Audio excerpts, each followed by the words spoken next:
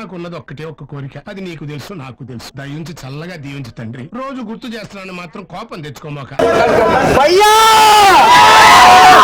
ఉపేంద్ర గారికి Oscar award ఇవ్వాలి భయ్యా. ఉపేంద్ర గారికి ఆస్కార్ అవార్డు ఇవ్వాలి. ఇవ్వాలా వద్దా? రేవంత్ రెడ్డి గారు అలానే మోడీ గారు ఆస్కార్ అవార్డు ఇవ్వాలి. చిత్రగా సినిమాలో ఉన్నా భయ్యా పంచిక్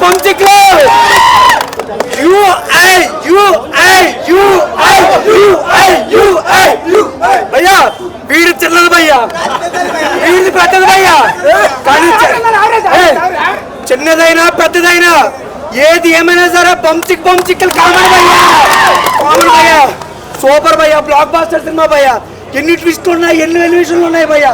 ఒక కేజీఎఫ్, ఒక ట్రిపుల్ దీన్ని అమ్మ మొగుడు ఇంటర్ సలాంగ్ కూడా బీట్ చేసింది భయ్యా. చేసింది. ఒకటే కోరుకున్నాను భయ్యా గవర్నమెంట్ ని, రియల్ స్టార్ ఉపేంద్ర కాదు భయ్యా, pan India star Upendra. Oscar award ఇవ్వాలి భయ్యా.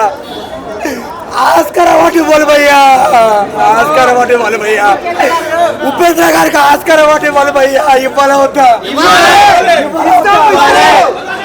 చూడండి భయ్యా, నా చెప్పు. ఇలా అని చూపించారు, ఇప్పుడు ఎలా చూపించాలని నిజంగా ఉపేంద్ర గారికి అయితే దండం పెడుతున్నా సార్.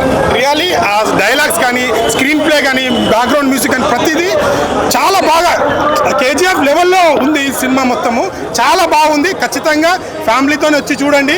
మనకు మెసేజ్ ఇచ్చారని అయితే నేను అనుకుంటున్నాను. నాకైతే ఉపేంద్ర గారి నుంచి ఏదైతే ఎక్స్పెక్ట్ చేస్తామో ఆ యాక్టింగ్ కానీ, డైలాగ్స్ కానీ, మెసేజ్ కానీ మనల్ని అద్దంలో చూసుకోవడం, మనం ఎలా ఉన్నాం అనేది అద్దం పెట్టి మనకు చూపించాడని అయితే నాకు అనిపించింది. సో ఖచ్చితంగా ఫ్యామిలీతో వెళ్ళండి. ఒక మంచి మెసేజ్ మూవీ. నిజంగా మనడు అన్నట్టు వరల్డ్ స్టార్ అని నేను అనుకుంటాను Upendra.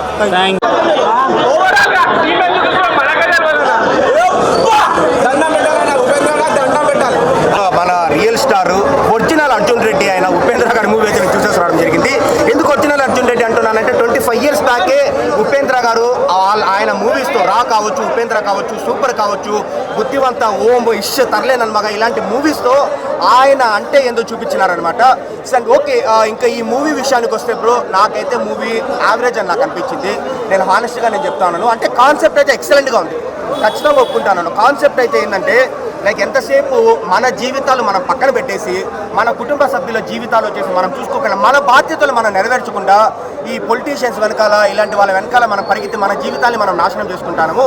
వాళ్ళకేమి rich are becoming richer, poor are becoming poorer. So మీ జీవితాన్ని వచ్చేసి మీరు బాగు చూసుకోండి అనేది లైన్ అయితే బాగానే ఉందన్నమాట. లేకపోతే మిమ్మల్ని తొక్కి పడేస్తారనే మెసేజ్ అయితే బాగానే ఉంది. బట్ ఎగ్జిక్యూషన్ వచ్చేసి అది కూడా మేడ్ ఇట్ లిటిల్ బెటర్ నాకు అనిపించింది.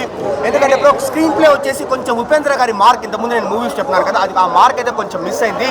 బట్ స్టిల్ మనము ఒక కైండ్ ఆఫ్ డిఫరెంట్ ఎక్స్పీరియన్స్ కోసము, మనం మెసేజ్ ఓరియంటెడ్ ఎలిమెంట్స్ కోసము, అండ్ ఉపేంద్ర గారి యాక్టింగ్ కోసము, ఆ ట్రోలాగిత్తే సాంగ్ ఉంది కదా, ఇలాంటి ఒక 2 సాంగ్స్ ఉన్నాయన్నమాట. లైక్ నీది కంటే నాది పెద్ద సంథింగ్ అలా ఉంటుంది. సో వాటి కోసం వచ్చి మనం ఎక్స్పీరియన్స్ చేయొచ్చు.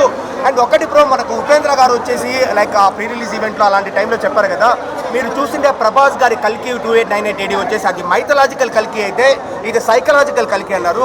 ఈ సైకలాజికల్ థ్రిల్లింగ్ ఎలిమెంట్స్ అయితే మనకు ఉంటాయి, అక్కడక్కడ డెఫినెట్లీ ఉంటుంది. సో ఓవరాల్గా ఒకటే ఇప్పుడు ఉపేంద్ర గారి మూవీస్ ఎవరు మనకు లైక్ అన్ని మూవీస్ మనం ఎంటర్టైన్మెంట్ కోసము లేకపోతే కంటెంట్ కోసం వస్తూ, ఉపేంద్ర గారి మూవీస్కి మనం వచ్చేది మోటివేషన్ కోసం, ఒక డిఫరెంట్ ఎక్స్పీరియన్స్ కోసం వస్తారు. నా పెర్ఫార్మెన్స్ మీకు నచ్చినట్టయితే మాట్లాడటం కాదు సార్, మీరు చేసి పెట్టాలి. చూద్దాంలే, చూడటం కాదండి, మీరు చెయ్యాలంతే.